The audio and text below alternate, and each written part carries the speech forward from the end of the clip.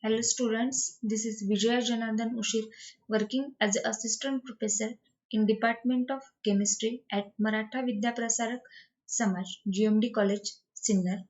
This is your third lecture for the physical chemistry course of the topic chemical kinetics. In the last lecture, we have studied the factors affecting the rate of the reaction. So, our next point is the integrated rate laws. So, integrated rate laws for zero order reaction. So, we have already seen the definition of order. So, order of the reaction is nothing but the order of the reaction is nothing but the sum of the powers of the concentration of reactant in a experimentally determined rate equation. So, what is the zero order reaction? So, zero order reaction is the chemical reaction in which the rate does not vary with increase or decrease in the concentration of reactant because order is zero. So, the rate of this reaction is independent of concentration of reactant. If the concentration of reactant increases or decreases, the rate of the reaction does not vary. So the rate of these reactions is always equal to the rate constant of specific reactions. Since the rate of these reactions is proportional to the zeroth power of reactant concentration. Zeroth power means it is independent of reactant concentration. So the differential form for the zero order reaction can be written as rate is equal to minus dA upon dt. So minus means decrease in the concentration of A and D means change, and this dt means change in time, and this dA means change in concentration of A.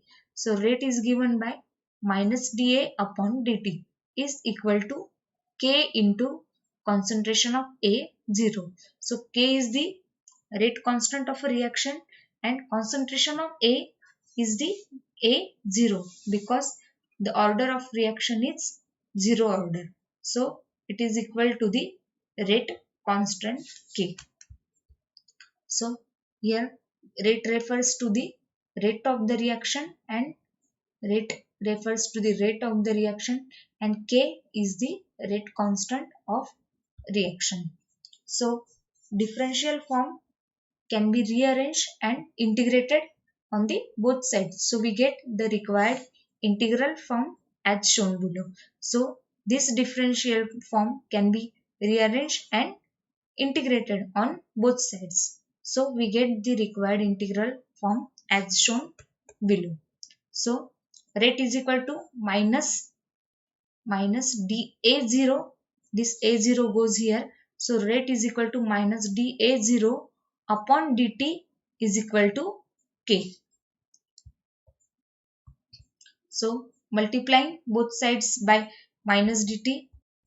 So here if we multiply both sides by minus dt, so we get dA is equal to minus K into dt. So integrating on both sides, we get from limits A0 to A. A0 is the initial concentration and A is the concentration at time A. So integrating this equation in limits A0 and A of dA. So change in concentration of A is dA. So A0 to A dA is equal to minus K. K is the constant of rate constant, which is a constant. So minus K into dt. Dt means change in time. So time changes from 0 up to t. So it is integrated from limits 0 to t dt. So if we put the limits, upper limits, if we solve the integration, we got what is the integration of dA? Integration of dA is A. And if we put the limits, upper limits is A. So A minus A0 is equal to minus K into what is the integration of dt? Integration of dt is t. So upper limit minus lower limit is t minus t is upper limit and 0 is lower limit. So a minus a0 is equal to minus k into t minus 0, where a0 is the initial concentration of reactant A and at time t is equal to 0. So 0 means at time t is equal to 0. Solving for A, for reactant concentration at time t, we get A is equal to A0. This negative this negative A0 goes to the right hand side. So A is equal to A0 minus KT. So this is the required integral form for the zero order reaction, which is very important. And this form enables us to calculate the population of reactant at any given time post the start of the reaction. So at any given time we can find out the population of reactant. So A is the concentration of reactant at time t, that is called as a population, and A0 is the initial concentration. So required integral form is concentration of A is equal to A0 minus KT. So graph of zero order reaction is plotted as concentration against the time. So we got the graph as a decreasing straight line. So here y-intercept of this graph is a0 and slope of the graph is, so slope of the graph is minus k, or k is equal to minus slope, because the integral form for the zero order reaction is written as A is equal to minus KT plus A0. So we have already seen that form. Only I have rearranged this form. So A is equal to minus K into T plus A0. So comparing this equation with the equation of straight line. So what is the equation of straight line? Equation of straight line is y is equal to mx plus c. So A is equal to minus k into t plus a0. So this is concentration of A, concentration against the time graph. So what is on the y-axis? Y-axis is the concentration, and on the x-axis it is the time. So equation is of the form y is equal to mx plus c. Here we got the slope, that is m is equal to minus k. Here slope is equal to minus k, and here x is the time. X on the x-axis we have plot the time, and the y-intercept, that is c, we got here from the graph, that is concentration of a0. Means here slope is minus k and y-intercept is the concentration of a0. So concentration of A against the graph, against the T graph, can be plotted to get the straight line with slope is equal to minus k. This straight line is decreasing because of the negative k value, and the intercept is equal to a0 as shown below, as shown in this graph. Here intercept is a0 and slope is equal to minus k. So how we can define half-life of a zero order reaction? So firstly, what is the half-life?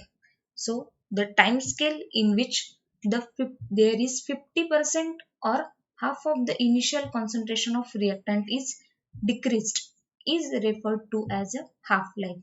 If the initial concentration of reactant is decreased to about 50%, then it is referred to as a half-life and denoted by symbol T half, because half of the concentration of reactant is decreased. So from the integral form we have the equation A is equal to A0 minus KT. So by replacing this T with the half-life T half, we get the concentration of A also decreased to the half, so it is A by 2, or 1 by 2 into concentration of A is equal to concentration of A0 minus K into T is changed to T half, because we are defining the half-life for the zero order reaction. When this T changes to T half, this concentration of A gets half, because 50% of the initial reactant gets reacted. So remaining at time T is given by A by 2 or 1 by 2 into concentration of A. So therefore, the, rearranging this equation, K into Kt into half is equal to 1 by 2 into A0. So T1 half is equal to 1 upon 2K into concentration of A0. So it can be noted from the equation above that independent of half-life is dependent on the rate constant as well as the initial reactant concentration. Means here the half-life of the zero order reaction is depends on the K, that is the rate constant, as well as the initial concentration of the reactant. Then what are the examples of zero order reaction? There are different examples. The following reactions are the examples of zero order reaction, means that does not depend on concentration of reactant. First is the reaction of hydrogen with chlorine, that is photochemical reaction. Reaction of H2 plus Cl2 gives twice HCl.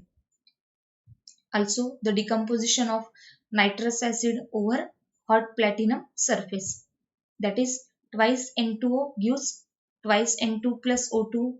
Then iodization of acetone in H plus ion rich medium, means iodization of acetone CH3CO CH3, that is acetone, plus iodization means iodine. So we got I into CH2 I CH2CO CH3 plus HI. So the reactions in which catalyst is required are generally zero order reactions. So unit of the rate constant for zero order reaction is given by concentration per time, or it is given by molarity per second. So concentration is also expressed in the unit molarity. What is the unit of time? It is a second. So molarity per second.